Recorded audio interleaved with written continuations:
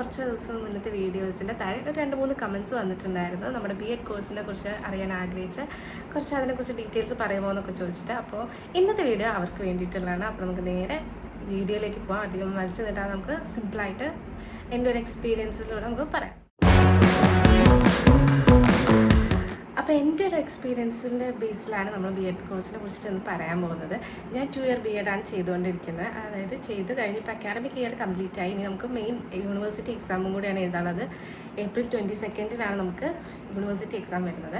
അപ്പോൾ നമുക്ക് ഫസ്റ്റ് തന്നെ നമുക്ക് അഡ്മിഷൻ പ്രൊസീജിയേഴ്സിനെ കുറിച്ചിട്ടൊന്ന് ഡിസ്കസ് ചെയ്യാം. നമുക്ക് അറിയാം നമ്മുടെ യൂണിവേഴ്സിറ്റികൾ നമുക്ക് മെയിനായിട്ട് 4 യൂണിവേഴ്സിറ്റികളാണ് ഉള്ളത്. കണ്ണൂർ, കാലിക്കറ്റ്, MG, അതുപോലെ തന്നെ കേരള. ഈ 4 യൂണിവേഴ്സിറ്റീൻ്റെ അണ്ടറിൽ അഫിലിയേറ്റഡ് ആയിട്ടുള്ള ഒരുപാട് BEd കോളേജസ് ഉണ്ട്. അതിൽ ഗവൺമെൻറ് കോളേജസ് കുറച്ച് 4-5 അങ്ങനെയൊക്കെ ഏറ്റവും കുറവായിട്ടുള്ള ഗവൺമെൻറ് കോളേജസേ ഉള്ളൂ. അതുപോലെ എയ്ഡഡ് ആണെങ്കിലും കുറച്ചേ ഉള്ളൂ. കൂടുതലും നമുക്ക് സെൽഫ് ഫിനാൻസിങ് കോളേജസ് ആണ് ഉള്ളത്. ഞാൻ BEd ചെയ്യുന്നത് കാലിക്കറ്റ് യൂണിവേഴ്സിറ്റീൻ്റെ അണ്ടറിൽ അഫിലിയേറ്റഡ് ആയിട്ടുള്ള ഒരു സെൽഫ് ഫിനാൻസിങ് കോളേജിലാണ്. അപ്പോൾ നമുക്ക് കാലിക്കറ്റ് യൂണിവേഴ്സിറ്റിയിലെ BEd കോഴ്സ് അത് എങ്ങനെയൊക്കെയാണെന്നുള്ളത് നമുക്ക് ഇന്നൊന്ന് ഞാൻ ബ്രീഫായിട്ട് നമുക്ക് ഡിസ്കസ് ചെയ്യാം. ഇനിയിപ്പോൾ അഡ്മിഷൻ നോക്കുകയാണെന്നുണ്ടെങ്കിൽ എല്ലാവർക്കും ഒരുപാട് ഡൗട്ട് വരുന്നൊരു കാര്യമാണ്, ഏത് കോഴ്സ് കഴിഞ്ഞാലാണ് നമുക്കിത് എടുക്കാൻ പറ്റുക? 3 ഇയർ ഡിഗ്രി കഴിഞ്ഞിട്ടാണോ അതോ PG കഴിഞ്ഞിട്ടാണോ ഇത് എടുക്കുക? അങ്ങനെ ഒരുപാട് പേർക്ക് ഇത് ഡൗട്ട് വരുന്നതാണ്. ഡിഗ്രി കഴിഞ്ഞിട്ട് നമുക്ക് BEd എടുക്കാം, അതുപോലെ PG കഴിഞ്ഞിട്ട് നമുക്ക് BEd എടുക്കാം. ഇനിയിപ്പോൾ നമ്മുടെ കൊമേഴ്സിൻ്റെ കേസ് വരികയാണെന്നുണ്ടെങ്കിൽ, അതായത് BCom എടുത്തവർക്കാണെന്നുണ്ടെങ്കിൽ MCom കഴിഞ്ഞിട്ട്, അതായത് അവർ PG കഴിഞ്ഞിട്ടേ കൊമേഴ്സ് എടുക്കാൻ പറ്റുള്ളൂ. അത് കമ്പൽസറിയാണ്. ഇനി ബാക്കിയുള്ള ഇംഗ്ലീഷ്, അതുപോലെ തന്നെ ഫിസിക്സ്, കെമിസ്ട്രി, അങ്ങനെ ഏത് സ്ട്രീമിലുള്ളവർക്കാണെന്നുണ്ടെങ്കിലും അവരുടെ ഓപ്ഷന് ഓപ്റ്റ് ചെയ്യാൻ ഡിഗ്രി കഴിഞ്ഞിട്ടും PG കഴിഞ്ഞിട്ടും നമുക്ക് ഈ ഒരു അഡ്മിഷന് വേണ്ടിയിട്ട് അപ്ലൈ ചെയ്യാൻ പറ്റും. അപ്പോൾ നമുക്ക് കാലിക്കറ്റ് യൂണിവേഴ്സിറ്റിയിലാണ് ഉള്ള കോളേജിലാണ് ഞാൻ പഠിക്കുന്നത്. അപ്പോൾ നമുക്ക് അതിനെക്കുറിച്ചിട്ടുള്ള കാര്യങ്ങൾ പറയാം. അപ്പോൾ നമ്മൾ കാലിക്കറ്റിൻ്റെ നമുക്ക് അഡ്മിഷൻ സമയം വരുമ്പോൾ നമ്മൾ അപ്ലൈ ചെയ്യുക. അപ്പോൾ ഓരോ കോളേജുകളും ഏതൊക്കെ കോളേജുകളാണ് നമ്മുടെ ഇതിൻ്റെ അണ്ടറിൽ വരുന്നത്, കാലിക്കറ്റ് യൂണിവേഴ്സിറ്റീൻ്റെ അണ്ടറിൽ വരുന്നതെന്നുള്ള ആദ്യം തന്നെ നമ്മൾ ഗൂഗിളിൽ നോക്കി ഒരു ലിസ്റ്റൊക്കെ തയ്യാറാക്കുക. ഗവൺമെൻറ് കോളേജസും എയ്ഡഡ് കോളേജസും വളരെ കുറവാണ്. അപ്പോൾ സെൽഫ് ഫിനാൻസിങ്ങിൽ ഏറ്റവും ബെറ്റർ ആയിട്ടുള്ള ഏതാണെന്നുള്ളത് നമ്മൾ തന്നെ ചെക്ക് ചെയ്ത് ഓപ്റ്റ് ചെയ്ത് എടുക്കുക. പിന്നെ അതുപോലെ തന്നെ മെയിനായിട്ട് എല്ലാ ഓപ്ഷൻസും എല്ലാ കോളേജുകളിലും ഉണ്ടാവില്ല. മിക്ക കോളേജുകളിലും 100 സീറ്റായി ഉണ്ടായിരിക്കും. ചില കോളേജുകളിൽ 50 സീറ്റുകളായിരിക്കും ഉണ്ടാവുക. അപ്പോൾ ഈ 100 സീറ്റ് എന്ന് പറയുമ്പോൾ അതിൽ ഒരുപാട് ഓപ്ഷൻസ് വരുന്നുണ്ട്. ഇപ്പോൾ ഞങ്ങളുടെ കോളേജിലാണെന്നുണ്ടെങ്കിൽ 6 ഓപ്ഷൻസ് ആണുള്ളത്. ഓപ്ഷൻസ് എന്ന് പറയുമ്പോൾ നമ്മുടെ സബ്ജക്ട്സ് ആണ്, അതായത് ഇംഗ്ലീഷ്, സോഷ്യൽ സയൻസ്. ഈ സോഷ്യൽ സയൻസിലാണ് ഹിസ്റ്ററി കാര്യങ്ങളൊക്കെ. നമ്മൾ ഹിസ്റ്ററി ഡിഗ്രി ചെയ്തവർ, PG ചെയ്തവർക്കൊക്കെ സോഷ്യൽ സയൻസ് എടുക്കാം. അതുപോലെ തന്നെ ഫിസിക്കൽ സയൻസ്, അതിലാണ് നമ്മുടെ കെമിസ്ട്രി, ഫിസിക്സ് അങ്ങനെയൊക്കെ വരുന്നത്. പിന്നെ നാച്ചുറൽ സയൻസ് ഉണ്ട്, അതിലാണ് നമ്മുടെ ബയോളജി, അതായത് സുവോളജി, ബോട്ടണി ഒക്കെ എടുത്തവർക്ക് അത്. പിന്നെ കൊമേഴ്സ്, മലയാളം, അങ്ങനെയൊക്കെ 6 ഓപ്ഷൻസ് ആണ് ഞങ്ങളുടെ കോളേജിലുള്ള. എല്ലാ കോളേജുകളിലും ഓരോരോ ഓപ്ഷൻസ് ആയിരിക്കും അവർ പ്രൊവൈഡ് ചെയ്യുന്നുണ്ടാവുക. ഇപ്പോൾ എല്ലാ കോളേജുകളിലും മലയാളം, അതുപോലെ മാത്സ്, ഹിന്ദി അതൊന്നും കാണുന്നില്ല. അപ്പോൾ ഏതൊക്കെ കോളേജുകളിൽ ഏതൊക്കെ ഓപ്ഷൻസ് ആണ് അവർ ഓഫർ ചെയ്യുന്നതെന്ന് നോക്കി നമ്മൾ സെലക്ട് ചെയ്ത് ഓരോ കോളേജസും സെലക്ട് ചെയ്യുക. പിന്നെ ഇംഗ്ലീഷൊക്കെ ഒട്ടുമിക്ക കോളേജുകളിലും കാണാറുണ്ട്. അപ്പോൾ എല്ലാവരും നന്നായിട്ട് അത് ലിസ്റ്റ് ഔട്ട് ചെയ്ത് നമുക്ക് വേണ്ട ഓപ്ഷൻസ് ഏതൊക്കെ കോളേജിലാണ്, അതിൽ ഏതൊക്കെ ബെസ്റ്റ് കോളേജസാണ്, അതിൽ എത്ര സീറ്റ് ഉണ്ട് എന്നൊക്കെ നോക്കിയിട്ട് ആ രീതിയിൽ അപ്ലൈ ചെയ്യുക. അപ്പോൾ ഇതാണ് നമ്മുടെ ഓപ്ഷൻ, അല്ലാതെ അഡ്മിഷനെ കുറിച്ച് പറയുന്നത്. പിന്നെ ഇനി ഫീ സ്ട്രക്ചറിലേക്ക് വരുമ്പോൾ നമുക്കിപ്പോൾ ഒരു സെൽഫ് ഫിനാൻസിങ് കോളേജിൽ മെറിറ്റിലാണ് ഇപ്പോൾ നമ്മൾ അപ്ലൈ ചെയ്യുമ്പോൾ നമുക്ക് കിട്ടുക. അപ്പോൾ അതിലാണെങ്കിൽ യൂണിവേഴ്സിറ്റി ഒരു ഫീ ഉണ്ട്. അത് 2 വർഷം, ഓരോ വർഷത്തിനും നമ്മൾ ഓരോന്നായിട്ട് അടയ്ക്കണം. അതായത് ഫസ്റ്റ് ഇയറിൽ നമ്മൾ ചെല്ലുമ്പോൾ ഒരു ഫീ അടയ്ക്കണം, അത് ഒരു 45,000 അതാണ് യൂണിവേഴ്സിറ്റി ഫീ വരുന്നത്. അത് തന്നെ നമ്മൾ സെക്കൻഡ് ഇയറിലും സ്റ്റാർട്ടിങ്ങിൽ അടയ്ക്കണം. പിന്നെ നമുക്ക് വരുന്നത് ഫീ എന്ന് പറയുന്നത് കോളേജിൽ മാനേജ്മെൻറ്റ് ഫീ, നമ്മൾ ട്യൂഷൻ ഫീ ആയിട്ട് നമുക്ക് ഫീസ്, അതിലാണ് നമ്മൾ യൂണിഫോം അങ്ങനത്തെ ഓരോ കാര്യങ്ങളും അറിയാം. ആ ഒരു എമൗണ്ട് വരും. അത് ഒരു 10,000 to 12,000 ആ ഒരു റേഞ്ചിലാണ് ഉണ്ടാവുക. അത് ഓരോ കോളേജിനെയും ബേസ് ചെയ്തിട്ടാണ് ഉണ്ടാവുക. പിന്നെ നമുക്ക് അഡ്മിഷൻ എങ്ങനെ കിട്ടുക എന്നുള്ളത്, മാനേജ്മെൻറ്റ് സീറ്റ് നമുക്ക് ഉണ്ടാവും. അത് മാനേജ്മെൻറ്റ് ഓരോരോ കോളേജിനെ ബേസ് ചെയ്തിട്ടുള്ള അവരെ അപ്രോച്ച് ചെയ്തിട്ടാണ് നമുക്കത് ആ കാര്യങ്ങളൊക്കെ.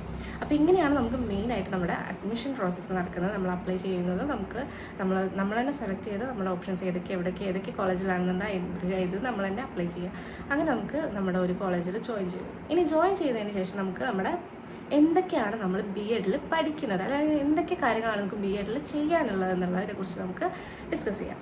അപ്പോൾ നമുക്ക് നമ്മുടെ ബി എഡിൽ എന്തൊക്കെയാണ് നമ്മൾ ചെയ്യുന്നത്, എന്തൊക്കെയാണ് പഠിക്കുന്നതെന്ന് നമുക്ക് നോക്കാം. അപ്പോൾ നമ്മളൊരു ബി എഡ് 2 ഇയർ ബി എഡാണ് നമ്മൾ ചെയ്യുന്നത്. പണ്ട് 1 ഇയർ ആയിരുന്നു, ഇപ്പോൾ നമ്മൾ ചെയ്യുന്നത് 2 ഇയർ ബി എഡാണ്. ഇനി ഇൻറ്റഗ്രേറ്റഡ് ആക്കുന്നുണ്ടെന്ന് പറയുന്നുണ്ട്, പക്ഷേ അതിനെക്കുറിച്ച് നമുക്ക് അറിയില്ല. കുറേ കോളേജസിലൊക്കെ അത് സ്റ്റാർട്ട് ചെയ്തിട്ടുണ്ട്. പിന്നെ അതുപോലെ തന്നെ ഒരുപാട് നമ്മൾ ഈ യൂണിവേഴ്സിറ്റീസിലൊക്കെ 4 ഇയർ ബി എഡ്സ് അവർ പ്രൊവൈഡ് ചെയ്യുന്നത്, അതിനെക്കുറിച്ച് എനിക്കറിയില്ല. ഞാൻ 2 ഇയർ ബി എഡാണ് ചെയ്യുന്നത്. അപ്പോൾ നമുക്ക് അതിലെന്തൊക്കെയാണ് നമ്മൾ പഠിക്കുന്നത്, അതായത് കാലിക്കറ്റ് യൂണിവേഴ്സിറ്റീൻ്റെ അണ്ടറിലുള്ള ഈ ഒരു ബി എഡ് പ്രോഗ്രാമിൻ്റെ കരിക്കുലം എന്തൊക്കെയാണ്, നമുക്ക് എന്തൊക്കെയാണ് ചെയ്യാനുള്ളത് നമുക്കൊന്ന് നോക്കാം. അപ്പോൾ ഈ 2 ഇയർ ബി എഡിൽ 4 സെമസ്റ്ററാണ് നമുക്കുള്ളത്. അതിൽ നമ്മൾ ഫസ്റ്റ് സെമസ്റ്ററിൽ എന്ന് പറയുമ്പോൾ നമുക്ക് 5 സബ്ജക്ട്സ്, അതായത് 5 കോഴ്സ് പേപ്പർ പഠിക്കാനുണ്ട്. അതിൽ ഫിലോസഫി ഉണ്ട്, സൈക്കോളജി ഉണ്ട്, പിന്നെ നമുക്ക് സ്കൂൾ ഓർഗനൈസേഷൻ, അണ്ടർസ്റ്റാൻഡിങ് ഡിസിപ്ലിൻ, അതുപോലെ തന്നെ നമ്മളൊരു ഓപ്ഷൻ പേപ്പറും നമുക്ക് ഉണ്ടായിരിക്കും. ഈ 5 സബ്ജക്ട്സാണ് നമുക്ക് ഇതിലുള്ളത്.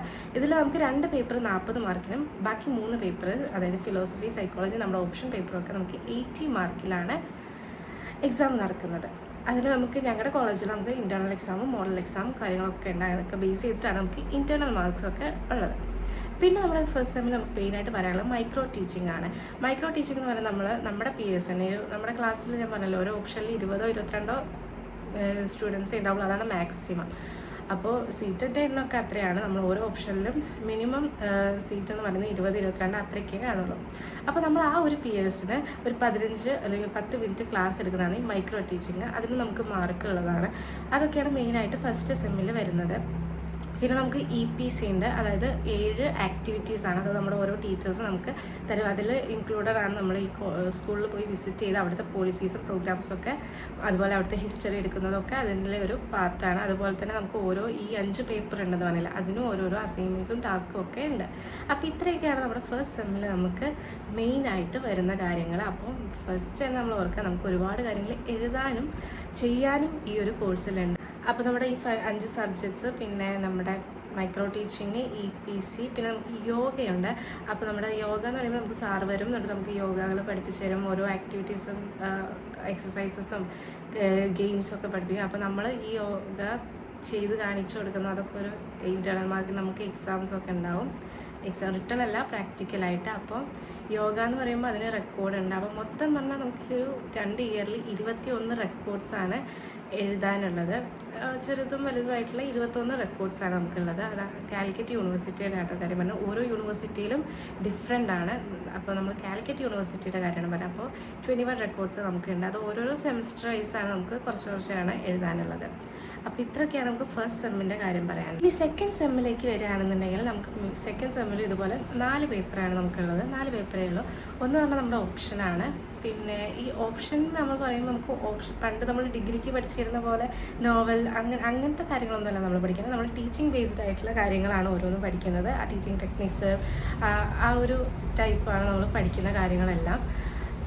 പിന്നെ നമ്മുടെ ഓപ്ഷൻ ഉണ്ടാവും, പിന്നെ ഫിലോസഫി ഉണ്ട്, സൈക്കോളജി ഉണ്ട്, പിന്നെ ഉള്ളതാണ് അസസ്മെൻറ്റ് ഫോർ ലേണിംഗ്. അത് കുറച്ച് സ്റ്റാറ്റിക് മാത്തമെറ്റിക്കലായിട്ടുള്ള ഒരു സൈഡ് ഓഫ് പേപ്പറാണ് അത്. പിന്നെ നമുക്ക് മെയിനായിട്ട് ഇതിലുള്ളത് നമ്മൾ ഇനീഷ്യേറ്ററിക്ക് പോകുന്ന സമയമാണ്. നമ്മളൊരു 5 ദിവസം നമ്മൾ ചൂസ് ചെയ്യുന്ന ഒരു സ്കൂളിൽ നമുക്ക് ടീച്ചേഴ്സ് ചൂസ് ചെയ്ത് നമുക്കൊരു സ്കൂൾ കിട്ടും. നമ്മുടെ അടുത്തായിട്ടുള്ള സ്കൂളിൽ നമ്മൾ കോളേജിൻ്റെ അടുത്തുള്ള സ്കൂളുകൾ നമ്മൾ പോകുന്നു. ഇത് ഒരു സ്കൂളിലേക്ക് 10 15 അങ്ങനെയാണ് പോവുക. അങ്ങനെ നമ്മളവിടെ പോയി ഒരു 5 ദിവസം നമുക്കവിടെ ഇൻഡിവിജ്വലായിട്ട് ക്ലാസ് എടുക്കാനുണ്ടാവും. പിന്നെ അതുപോലെ ഷെയർഡായിട്ട് ക്ലാസ് എടുത്ത് നമ്മൾ സ്റ്റുഡൻസ് കാണിച്ചു കൊടുക്കുന്നുണ്ട്. പിന്നെ നമ്മൾ അവിടുത്തെ അവിടുത്തെ ഹെഡ് ടീച്ചേഴ്സിൻ്റെയൊക്കെ ക്ലാസ്സുകൾ കാണും. അതുപോലെ അങ്ങനെ കുറച്ച് നമ്മളവിടെ കേസ് സ്റ്റഡികൾ നടത്തും. അങ്ങനെ നമ്മൾ മൊത്തമായിട്ടൊരു സ്കൂൾ എങ്ങനെയാണെന്ന് നമ്മളൊന്ന് ജസ്റ്റ് ഒന്ന് പരിചയപ്പെടാൻ വേണ്ടി പോകുന്നൊരു ഇനീഷ്യേറ്ററി ഫേസാണത്. അതിൻ്റെ പിന്നെ നമുക്കുള്ളത് ക്രിറ്റിസിസമാണ്. ക്രിറ്റിസിസം എന്ന് പറയുമ്പോൾ നമ്മളൊരു ലെസൺ ചൂസ് ചെയ്ത് നമ്മൾ ക്ലാസ് എടുക്കണം. ഒരു സ്കൂളിൽ പോയിട്ട് നമ്മളെല്ലാ കോളേജിലത്തെ എല്ലാ സ്റ്റുഡൻസും കൂടെ അവിടെ പോയിട്ട് കുട്ടികൾക്ക് ക്ലാസ് എടുത്ത് കൊടുക്കും. അത് നമ്മുടെ പിയേഴ്സും നമ്മുടെ ടീച്ചറും മോണിറ്റർ ചെയ്യും. അങ്ങനെ നമ്മുടെ പ്രശ്നങ്ങൾ എന്തൊക്കെയാണ് അങ്ങനെ ക്രിറ്റിസൈസാണ്. അത് ക്രിറ്റിസിസം ഉണ്ട്. പിന്നെ നമുക്ക് സെക്കൻഡ് സെമ്മിൽ പറയുകയാണെന്നുണ്ടെങ്കിൽ ഇതിലൊക്കെ റെക്കോർഡ്സും ഉണ്ട് കേട്ടോ.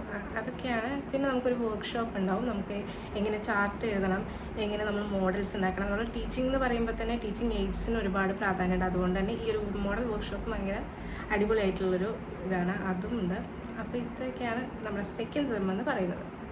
ഇനി നമുക്ക് തേർഡ് സെമസ്റ്റർ നോക്കാം. തേർഡ് സെമസ്റ്ററാണ് കുറച്ചും കൂടി ഇൻട്രസ്റ്റിംഗ് ആയിട്ട്. ഇത് നമ്മൾ കോളേജിൽ പോകുന്നില്ല, നമ്മൾ ഫുൾ സ്കൂളിലാണ്. അപ്പോൾ നമ്മുടെ ഇൻറ്റേൺഷിപ്പ് പീരീഡ്, നമ്മുടെ കാലിക്കറ്റ് യൂണിവേഴ്സിറ്റിയിൽ ഇൻറ്റേൺഷിപ്പ് എന്ന് പറയുന്നത് ഈ ഒരു തേർഡ് സെമസ്റ്റർ ഫുള്ള്, അതായത് ഒരു 80 വർക്കിംഗ് ഡേയ്സ് നമ്മൾ സ്കൂളിൽ പോകണം.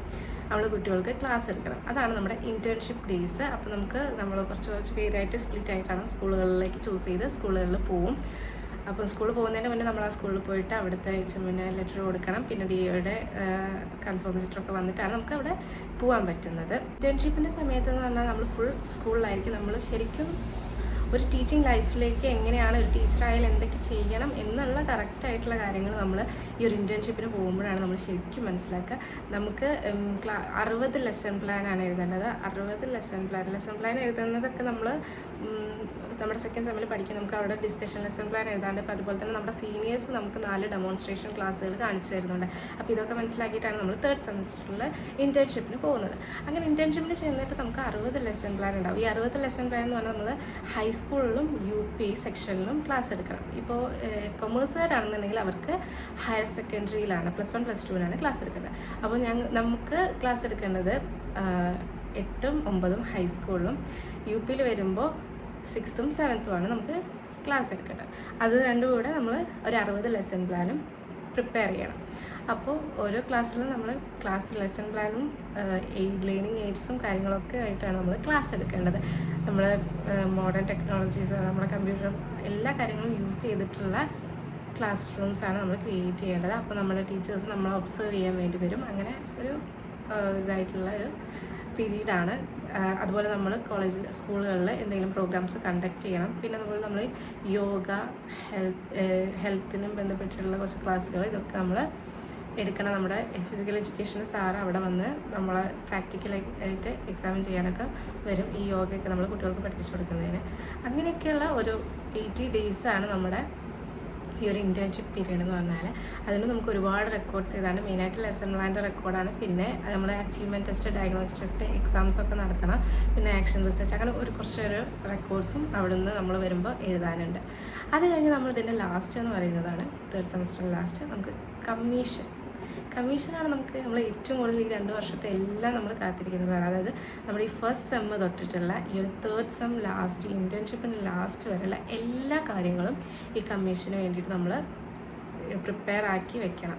ഇപ്പോൾ ഫസ്റ്റ് സെമ്മിലുള്ള എല്ലാ കാര്യങ്ങളും, നമ്മൾ ഫസ്റ്റ് സെമ്മിൽ ചെയ്തിട്ടുള്ള എല്ലാ റെക്കോർഡ്സും അസൈൻമെൻറ്റ്സും എല്ലാ കാര്യങ്ങളും നമ്മൾ വെൽ സെറ്റായിട്ട് ചെയ്ത് വെക്കണം. അപ്പോൾ ഓരോ ടീച്ചേഴ്സ് വരുന്നു, അവർ നമ്മളോട് എല്ലാ കാര്യങ്ങളും ചോദിക്കാം, ചിലരൊന്നും ചോദിക്കാതിരിക്കാം. അപ്പോൾ അങ്ങനെ എല്ലാ കാര്യങ്ങളും നമ്മൾ സൂക്ഷിച്ച് വെക്കണം എന്നാണ് പറയുക. അപ്പോൾ കമ്മീഷൻ എന്ന് പറയുമ്പോൾ മെയിനായിട്ട് നമുക്ക് പുറത്തുനിന്ന് ഇൻവിജിലേറ്റേഴ്സ്, വേറെ കോളേജിലത്തെ ഇൻവിജിലേറ്റേഴ്സ് വരും. അതിന് നമ്മൾ സ്കൂളിൽ പോകും. അവിടെ നിന്ന് നമ്മളൊരു ക്ലാസ് എടുത്ത് കാണിച്ചു കൊടുക്കണം. ആ ക്ലാസ് കണ്ടതിന് ശേഷം നമുക്ക് ഓരോരുത്തർക്കും ഒരു വൈവ ഉണ്ടാവും. വൈവയെ കുറിച്ച് നമ്മളോട് ആ റെക്കോർഡ്സിൻ്റെ കൂടുതൽ കാര്യങ്ങൾ ചോദിക്കും. പിന്നെ നമ്മൾ അന്നെടുത്ത ക്ലാസ്സിനെ കുറിച്ച് ചോദിക്കും. അങ്ങനെ ഒരുപാട് കാര്യങ്ങൾ അന്ന് നമ്മളോട് വൈവയിൽ ചോദിക്കും. പിന്നെ നമുക്കൊരു ചെയർമാൻ വൈവ ഉണ്ടാവും. എല്ലാ ഓപ്ഷനിലും ഓരോരോ സ്റ്റുഡൻറ്റിനെ സെലക്ട് ചെയ്യും. ചെയർമാൻ വൈവയാണ്. ചെയർമാനും 5 ഫാക്കൽറ്റീസാണ് വരിക. അപ്പോൾ ചെയർമാൻ വൈവയും നമുക്കുണ്ടാവും. അപ്പോൾ ഇതാണ് മെയിനായിട്ട് BEdൽ നമ്മളെല്ലാവരും നോക്കിയിരിക്കുന്ന ഒരു ദിവസം കമ്മീഷൻ്റെ. അത് 1-2 ദിവസമായിട്ടാണ് നടക്കുക. എത്ര സ്ട്രെങ്ത് ആണുള്ള അതിനനുസരിച്ചായിട്ട് കമ്മീഷൻ നടക്കും. പിന്നെ തേർഡ് സെമസ്റ്ററിൽ നമുക്ക് വരുന്ന ഒരു കാര്യമാണ് കമ്മ്യൂണിറ്റി ലിവിങ് ക്യാമ്പ്. നമുക്കൊരു 4 ദിവസത്തെ ക്യാമ്പാണുള്ളത്. അതിൽ 3 നൈറ്റും ഒരു 4 ഡേയ്സും അങ്ങനെയായിട്ടുള്ളൊരു ക്യാമ്പാണ് നമ്മുടെ കോളേജിൽ വെച്ചിട്ട് തന്നെയാണ് ഉണ്ടാവുക. അതിൽ ഒരുപാട് സെക്ഷൻസ് ഉണ്ടാവും, ക്ലാസ്സുകൾ ഉണ്ടാവും, യോഗ, അങ്ങനത്തെ കുറേ ആക്ടിവിറ്റീസും, അങ്ങനത്തെ ഒരു ഫീൽഡ് ട്രിപ്പ്, അങ്ങനെ എല്ലാം കൂടെ ഉള്ളൊരു അടിപൊളി ഒരു ക്യാമ്പായിരിക്കും. ഫോർത്ത് സെമസ്റ്റർ എന്ന് പറഞ്ഞാൽ ഭയങ്കര കൂളാണ്. നമുക്ക് കൂളാണെന്ന് നമ്മൾ ഇതാക്കും, പക്ഷെ നമുക്ക് അത്ര ടൈം കിട്ടില്ല. കാരണം പെട്ടെന്ന് ഇത് ടൈം പോവും. ലാസ്റ്റ് ആകുമ്പോഴാണല്ലോ ഫോർത്ത് സെമസ്റ്റർ വരുന്നത്. അപ്പോൾ നമുക്ക് 5 പേപ്പറാണുള്ളത്, പേപ്പേഴ്സ് ഉണ്ട്. അതിൽ ഒന്ന് നമ്മുടെ ഓപ്ഷനാണ്, പിന്നെ ഫിലോസഫി വരുന്നുണ്ട്, പിന്നെ ജെൻഡർ ആൻഡ് സ്കൂൾ സൊസൈറ്റി എന്ന് പറഞ്ഞൊരു പേപ്പറുണ്ട്, പിന്നെ ഇൻക്ലൂസീവ് എഡ്യൂക്കേഷൻ ഉണ്ട്, അതുപോലെ തന്നെ നമുക്ക് എഡ്യൂക്കേഷൻ ഫോർ ഡിഫറെൻ്റ് ലേബിൾ, ഇങ്ങനെ 5 പേപ്പറാണ്. ഈ 5 പേപ്പറും നമുക്ക് 40 മാർക്കിനാണ് 4th സെമിസ്റ്ററിൽ ഉള്ളത്. പിന്നെ നമുക്ക് വരുന്നത് ഒരു ഫീൽഡ് ട്രിപ്പ് ഉണ്ട്, ഫീൽഡ് വർക്ക് ഉണ്ട്. ഫീൽഡ് വർക്ക് എന്ന് പറയുമ്പോൾ നമ്മുടെ കമ്മ്യൂണിറ്റി ബേസ്ഡ് ആയിട്ട് നമ്മുടെ ലൊക്കാലിറ്റിയിലുള്ള കുറച്ച് വീടുകളിൽ സർവേസും കാര്യങ്ങളൊക്കെ നടത്തുന്ന ഒരു ഫീൽഡ് വർക്ക് ഉണ്ട്. പിന്നെ വരുന്നതാണ് സെൽഫ് അണ്ടർസ്റ്റാൻഡിങ്. അത് നമുക്കൊരു 2 ദിവസം നീണ്ടു നിൽക്കുന്ന ഒരു വർക്ക്ഷോപ്പ് പോലത്തെ ഒരു സെൽഫായിട്ട് നമ്മൾ അണ്ടർസ്റ്റാൻഡ് ചെയ്യാവുന്ന ഒരു നല്ലൊരു അടിപൊളി സെക്ഷനാണ്. അതുകൊണ്ട് അപ്പോൾ ഇതിനൊക്കെ ഒരു റെക്കോർഡ്സും അതുപോലെ തന്നെ ഈ ഓരോ സബ്ജക്റ്റിനും അസൈൻമെൻറ്റ്സും അതും ഉണ്ട്. അപ്പോൾ ഇതൊക്കെയാണ് 4th സെമിസ്റ്ററിൽ മെയിനായിട്ട് വരുന്നത്.